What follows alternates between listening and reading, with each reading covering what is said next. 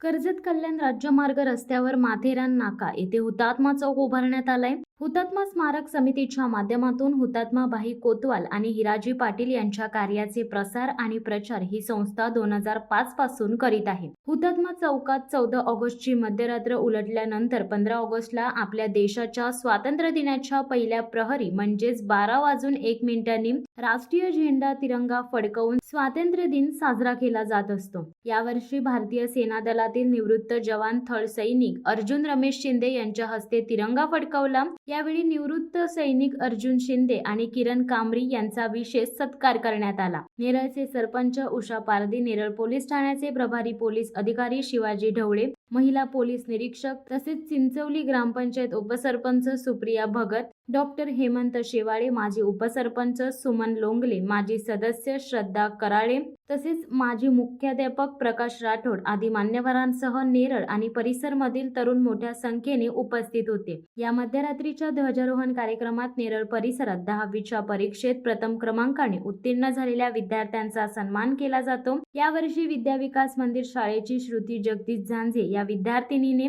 97.50% गुण मिळवून प्रथम आल्याबद्दल तसेच आफ्रिका देशात झालेल्या आशियाई आफ्रिकन पॅसिफिक पॉवर लिफ्टिंग स्पर्धेत सुवर्ण पदक मिळवल्याबद्दल अमृता भगत हिचे देखील विशेष सन्मान करण्यात आला. देशाच्या संरक्षण सेवेत 17 वर्ष देशसेवेची कामगिरी करून निवृत्त झालेले किरण कांबरी आणि अर्जुन शिंदे यांच्या वाणीतून देशाच्या सीमेवर घडलेले प्रसंग भाषणातून प्रकट केले. हुतात्मा स्मारक समितीचे अध्यक्ष संतोष पेरणे तसेच संदेश साळुंके, किशोर गायकवाड, महेश भगत, सतीश पाटील, बंटी शिर्के यांनी सर्वांचे स्वागत केले. तर प्रास्ताविक दिलीप बोरसे आणि राजू वाघरे यांनी केले. नेरळ पोलीस ठाणे प्रभारी अधिकारी सहाय्यक पोलीस निरीक्षक शिवाजी ढवळे, पोलीस उपनिरीक्षक पांगे मॅडम, सरपंच उषा पारधी, प्रथमेश मोरे, भाई देसाई, जयवंत पारधी तसेच अन्य मान्यवर व नेरळ येथील प्रतिष्ठित देशप्रेमी उपस्थित होते. यावेळी हुतात्मा चौकातून रात्री 11 वाजता मशाल फेरी देखील काढण्यात आली. विश्वजित नाथ आणि टीमने या मशाल फेरीचे नेतृत्व केले.